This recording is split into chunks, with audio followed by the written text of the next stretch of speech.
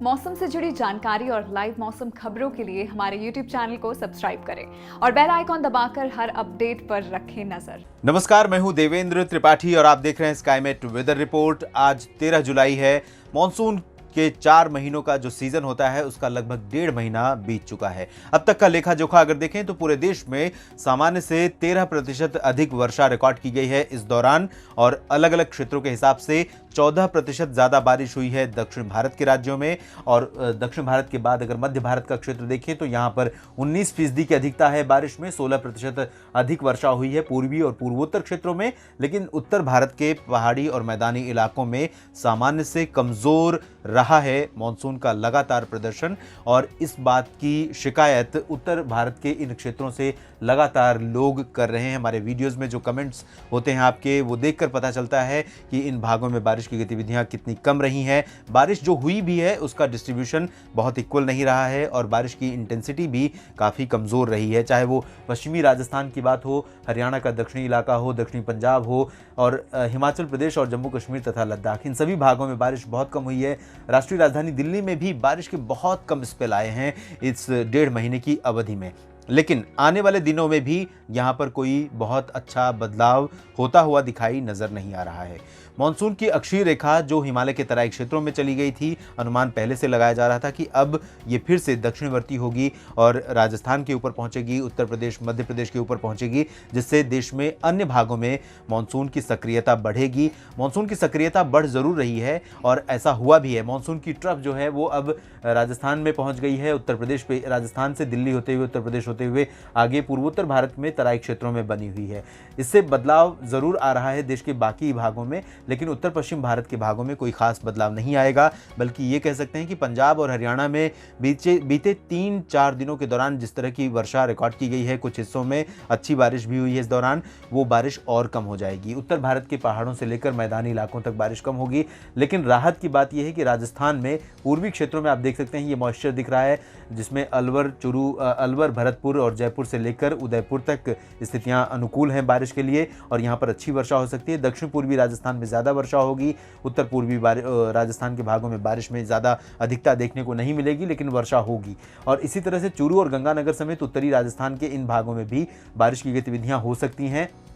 बीते 24 घंटों के दौरान 24 से 48 घंटों के दौरान कुछ इलाकों में बारिश हुई भी है, और आने वाले समय में धीरे धीरे बारिश और इलाकों में फैलेगी। पश्चिमी राजस्थान के जैसलमेर, बाड़मेर, बीकानेर, इन सभी क्षेत्रों में वर्षा शुरू हो सकती है। तो कुल मिलाकर राजस्थान के लिए अगला कुछ दिन का समय जो है वो अनुकूल रहेगा मॉनसून के लिहाज से, लेकिन पंजाब, हरियाणा, दिल्ली और पश्चिमी उत्तर प्रदेश में बहुत अच्छी बारिश देखने को नहीं मिलेगी। पश्चिमी राजस्थान के तराई क्षेत्रों में, पश्चिमी उत्तर प्रदेश के तराई क्षेत्रों में, इन भागों में बीते दिनों काफ़ी अच्छी मॉनसून वर्षा हुई है, जिसमें कई जगहों पर सामान्य से अधिक वर्षा भी रिकॉर्ड की गई 24 घंटों की अवधि में।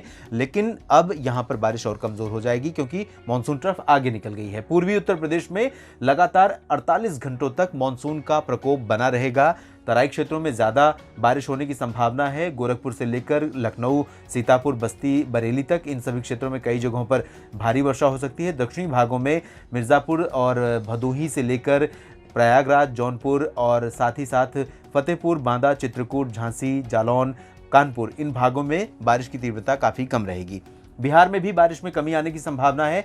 जिस तरह से बारिश बीते दिनों हमें देखने को मिली थी, अब बारिश में यहाँ पर कमी आ जाएगी और बाढ़ जैसे हालात से लोगों को निजात मिलेगी। कुछ दिनों के दौरान यहाँ पर मानसून का उग्र प्रदर्शन देखने को नहीं मिलेगा। यहाँ पर इस बार मानसून का कुछ अधिक ही उग्र और प्रचंड स्वरूप देखने को मिल रहा है, जिसके चलते लाइटनिंग स्ट्राइक की घटनाएं हो रही हैं और कई जगहों पर लोगों की जान भी गई है। तो अब यहाँ पर लोगों को राहत मिल सकती है अगले कुछ दिनों के दौरान। पूर्वोत्तर में असम, मेघालय, अरुणाचल प्रदेश और सिक्किम, उप हिमालय, पश्चिम बंगाल, इन क्षेत्रों में भी बारिश से लोगों को राहत मिलेगी। लेकिन पूर्वोत्तर भारत के मणिपुर, मिजोरम और त्रिपुरा में बारिश की गतिविधियां कुछ बढ़ सकती हैं इन दक्षिणी भागों में। उत्तरी क्षेत्रों में बारिश में कमी आएगी, दक्षिणी भागों में बारिश बढ़ेगी। हिमालयी पश्चिम बंगाल के अलावा गंगीय पश्चिम बंगाल में कोलकाता और अन्य जो गंगीय पश्चिम बंगाल के जिले हैं, यहाँ पर बारिश में कमी रहेगी। बहुत अधिक वर्षा होने की संभावना नहीं है। झारखंड में भी हल्की से मध्यम वर्षा होने के आसार नजर आ रहे हैं।